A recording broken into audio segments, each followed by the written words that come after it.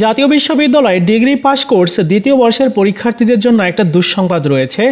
আপনাদের পরীক্ষাটি এই সেপ্টেম্বর মাসে আর নেওয়া সম্ভব হচ্ছে না, আগামী অক্টোবরে পরীক্ষা নেওয়া হবে, এরকমটাই আপডেট দেওয়া হয়েছে। গতকাল আমাদের একজন সাবস্ক্রাইবার আপনাদের সাথেই পড়াশোনা করে ডিগ্রি দ্বিতীয় বর্ষে, তিনি জানতে গিয়েছিলেন মেন ক্যাম্পাসে যে তার পরীক্ষাটি কখন থেকে নেওয়া হবে। যারা শিক্ষকরা ছিলেন, যারা দায়িত্বে ছিলেন, তারা জানিয়েছেন যে এই সেপ্টেম্বরে আপনাদের পরীক্ষা নেওয়া হবে না, আগামী অক্টোবর মাসে আপনাদের পরীক্ষাটি নেওয়া হবে, এরকমটা জানিয়েছেন। এবং আমি ব্যক্তিগতভাবে কয়েকজনের সাথে কথা বলেছি, তারাও যেটা বলেছেন যে পরীক্ষার নিয়ন্ত্রক যিনি রয়েছেন এবং যিনি উপাচার্য, তারা এসে একটা সিদ্ধান্ত নিয়েছেন, সেটি হচ্ছে অনেক কলেজের শিক্ষকরা নাকি পদত্যাগ করেছেন, সেই পদত্যাগ করা স্থানগুলোতে নতুন করে শিক্ষকদেরকে নিয়োগ দিতে হবে। তারপর অধ্যক্ষ, অনেকগুলো কলেজের অধ্যক্ষরাও নেই, তাদেরকেও নিয়োগ দিতে হবে।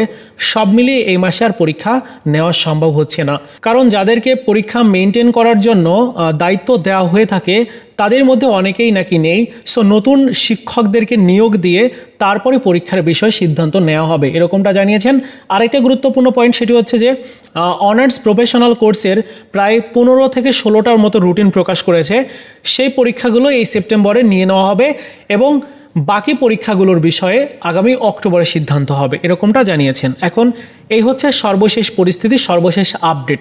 এখন কথা হচ্ছে যে তাহলে কতদিনের সেশন জট তৈরি হয়েছে? অলরেডি ডিগ্রি দ্বিতীয় বর্ষে এসে আপনার 1 থেকে 1.5 বছরে সেশন জট তৈরি হয়ে গেছে। এখন যদি পরীক্ষা নিতে আরও লেট হয়, সেক্ষেত্রে 2 বছরে সেশন জট দেখা যাবে। আরও ডিগ্রি তৃতীয় বর্ষ রয়েছে, সেখানে যদি 6 মাসে সেশন জট দেখা যায়, তাহলে দেখা যাবে যে এই ডিগ্রি কোর্স করতে 3 বছরের সময় লাগবে হচ্ছে আপনার 5 থেকে 6 বছর। কারণ অনেকেই ডিগ্রি তৃতীয় বর্ষে গিয়ে ফেল করতে পারে বা পরবর্তী ইয়ারে যদি সে পরীক্ষা দিতে চায়, এরকমটা হলে তার কিন্তু 6 বছর সময় লেগে যাবে। 3 বছরের কোর্স করতে 6 বছর, মানে কি একটা অবস্থা। সো এখনই আপনাদের উচিত জাতীয় বিশ্ববিদ্যালয় বরাবর স্মারকলিপি প্রদান করা।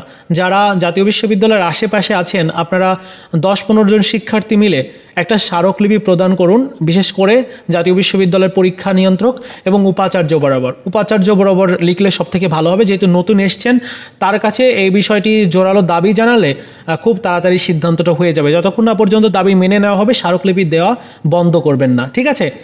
তো আশা করি বুঝতে পেরেছেন, এই ছিল মোটামুটি বিষয়। আন্দোলন যদি করতে হয় তাহলে কিন্তু অনেক শিক্ষার্থী প্রয়োজন, কারণ শিক্ষার্থী যত বেশি থাকবে আন্দোলনের মাত্রা তত বেশি থাকবে।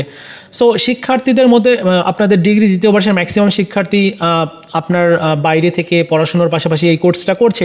সো শিক্ষার্থী সংখ্যা খুবই কম থাকবে, যার কারণে স্মারকলিপি দেওয়াটা সব থেকে ভালো। স্মারকলিপি দিতে থাকবেন, দেখবেন যে আপনাদের পরীক্ষার বিষয়ে সিদ্ধান্ত হবে। যাই হোক, এই ছিল আজকের মতো আপডেট। ভিডিওটি ভালো লেগে থাকলে লাইকস, কমেন্টস, শেয়ার করবেন।